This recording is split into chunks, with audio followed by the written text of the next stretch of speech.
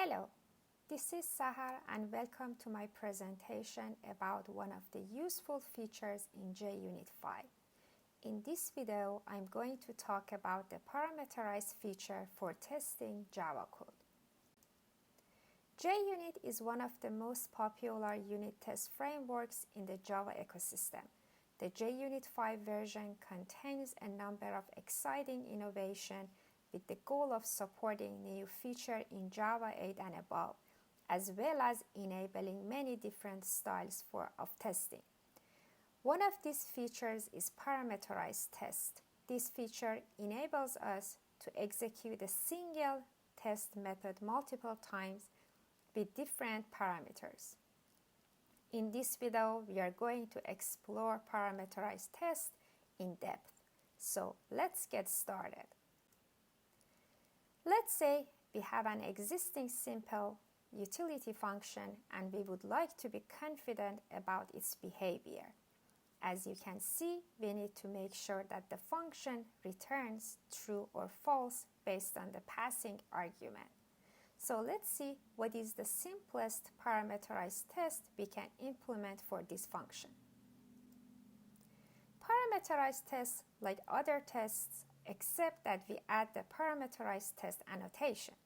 Junit5 test runner executes this test and consequently the isOdd method 6 times, and each time it assigns a different value from the value source array to the number method parameter.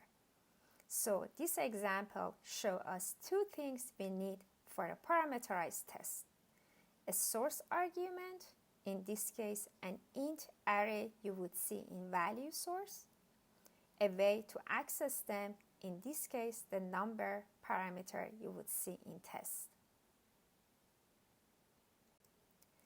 Now let's talk about argument source. As we should know by now, a parameterized test executes the same test multiple times with different arguments. And we can hopefully do more than that, just numbers. So let's explore. This is another simple example for testing. We expect this method to return true for null or blank strings.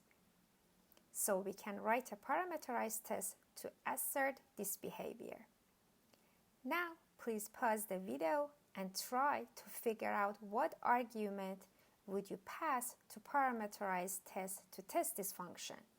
I'll give you 10 seconds to do that.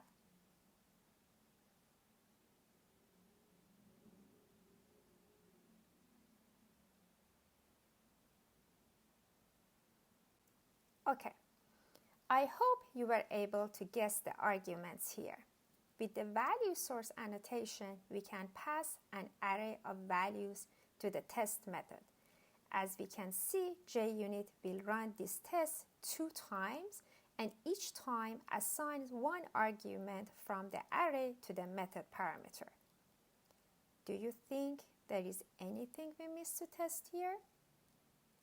That's correct. We didn't pass null as an argument. That's one of the limitations we have in value source annotation. We cannot pass null through a value source even for string and class. As of JUnit 5.4, we can pass a single null value to a parameterized test method using null source. Since primitive data type cannot accept null values, we cannot use the null source for primitive arguments. We can pass empty value using the empty source annotation. The second example, this passes a single empty argument to annotated method. For string arguments, the passed value would be as simple as an empty string. Moreover, parameter source can provide empty values for collection types and arrays. In order to pass both null and empty values, we can use the composed null and empty source annotation. One of the limitation of the value source is that only supports these types: short, byte, int, long, float, double, charge, string, and class. And we can only pass one argument to the statement each time. In order to run a test with different values from an enum class, we can use the enum source annotation. For example, we can assert that all month numbers are between 1 and 12, since month is an enum class in Java. We can filter out a few months by using the names attribute. See the first example? We could assert the fact that April, September, June, and November are 30 days long. By default, the names will only keep the matched enum values. We can turn this around by setting the mode attribute to exclude. Quite similar to value source, enum source is only applicable when we are going to pass just one argument per test execution. Let's review the two examples we had so far. Can you think of finding a way to fix one argument limitation we have seen in our tests? Once again, I'll give you 10 seconds to think about this, or go ahead and pause the video if you need to.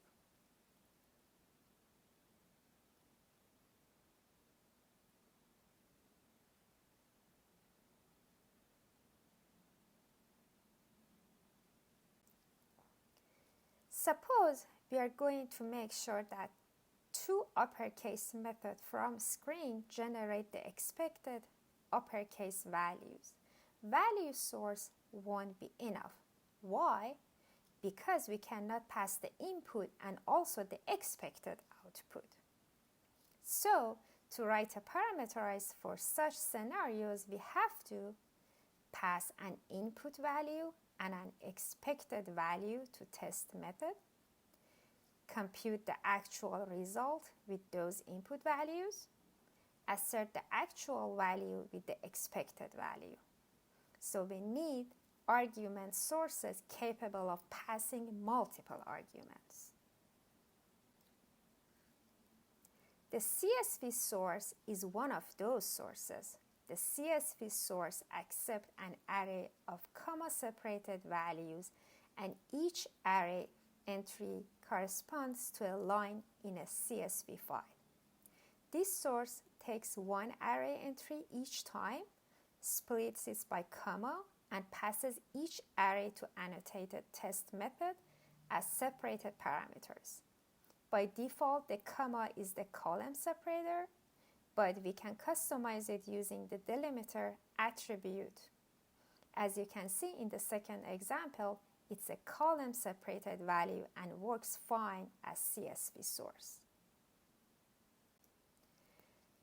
The argument source we have covered so far are somewhat simple and share an limitation. It's hard or impossible to pass complex objects using them. One approach to provide more complex arguments is to use a method as an argument source. Let's test the isBlank method with a method source. The name we supply to method source needs to match an existing method. When we don't provide a name for a method source, JUnit will search for a source method with the same name as the test method. Another advanced approach to test arguments is to use a custom implementation of an interface called argument provider.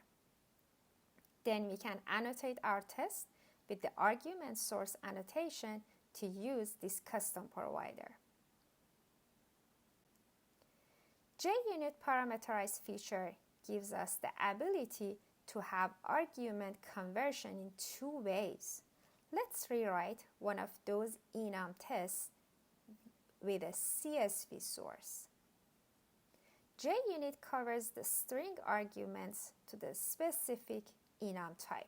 To support use cases like this, JUnit Jupyter provides a number of built-in implicit type converters.